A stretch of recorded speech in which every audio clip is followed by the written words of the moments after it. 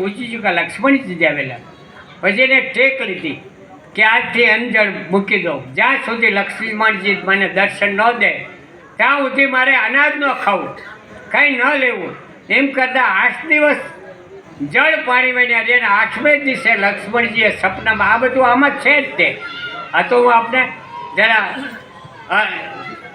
એ 8મે દિવસે લક્ષ્મણે સપનામાં આવીને કીધું, બચ્ચા મૂંઝાઈશ નહીં, હું તારી ઉપર રાજી છું, તારા કાવ્યો મને સદાશે સંભળાવ્યા, પણ હવે તું એક ખેલ મારી ધૂણા ઉપર ગિરનારની ગુફામાં આવજે.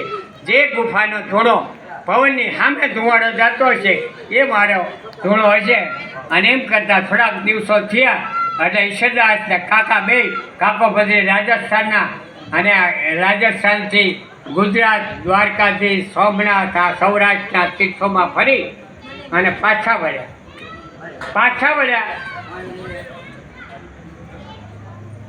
પાછા વળતા બેયને એમ થયું, કચ્છમાં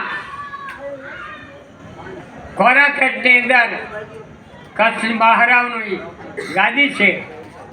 આપણે કોરાખેટ મહારાવની ગાદીની કચેરીમાં આપણે હાજરી આપી. કાકો ભત્રીજો ગયા ત્યાં, એને ગામની અંદર જઈ મહારાજાને કેણ મોકલ્યું કે અમે રાજસ્થાનના કવિ છીએ, અમારે આપની કચેરીમાં હાજરી આપી છે. કચેરી આગળ ઠેઠ ભરાની ગઈ એટલે માણસો આવ્યા અને કચેરીમાં પહેલાં કાકા બોલ્યા. કાકા પછી જ્યારે ઈશ્વરદાસજી સ્ટેજમાં થયા, બાકા જપ કરે, વાંકડિયા વાલ, એ ફૂટતો ચહેરો અને ઉમટી જુવાની, અને ઈશ્વરદાસજી સ્ટેજમાં થઈ ગયા તે વીજળીના ઝબકારા થાય એમ સ્ટેજ ઉપર આવ્યા. અને આવીને પછી કવિતાઓ એક પછી એક માંડ્યા બોલવા. કવિતા સાંભળી આખું જેટલું ઓડિયન્સ હતું સ્ટપ થઈ ગયું. અને માણસો વાહ વાહ તારણ, વાહ કવિરાજ, વાહ ઈશ્વરદાસ એવા ભલકારા થવામાં મહારાજા આગળ બેઠેલા. મહારાજા પણ ઊભા થઈને વાહ વાહ કરવા માંડ્યા. પણ વચ્ચે એક પીતાંબર ભટ્ટ બેઠો. ભટ્ટજી બેઠા બેઠા નખરમાં માથું દુડાવે, બધી આખી કચેરી વાહ કરે, ભલકારા કરે અને મોજના કોઈ તોરા છૂટે.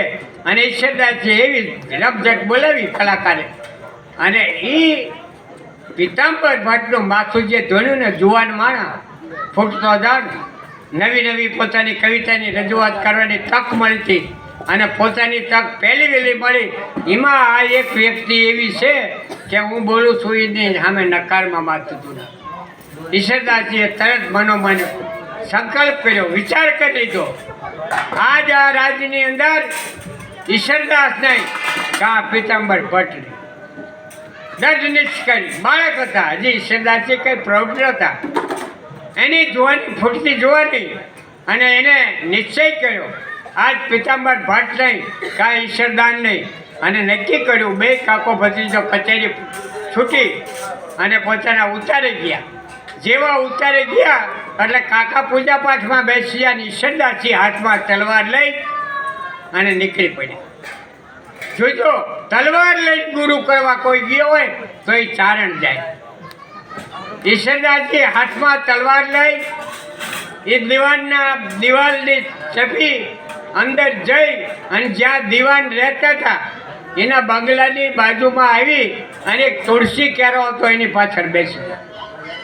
તુલસી કેરા પાછળ બેઠા ત્યાં આ બાજુ ગોરાણી ગોરને કહે છે પીતાંબર ભટ્ટ, અરે કે ગોરભા, તમે કોઈ દિવસ એક મિનિટે મોડા ન આવો અને આજે હું શું કચેરીમાં હતું તો આટલી બધી વાર લાગી.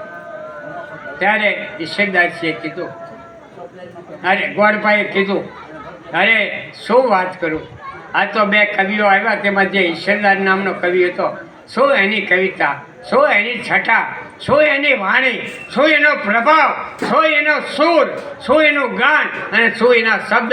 વાત આપણે કરવી કરીએ તોય આપણને એમ થાય હા હા હા કેવું. એ ગોરણી કે તે તમને શું વાંધો, અરે કે કચેરીમાં બધા મહારાજા પણ વાહ વાહ કરવા માંડ્યા, પણ મેં જ એક માથું નકારમાં જોયું કે તમને શું વાંધો હતો. આખી કચેરી રાજી હતી, મહારાજા રાજા હતા, રાજી હતા, અને તમે નકારમાં શી જ માથું જોયું.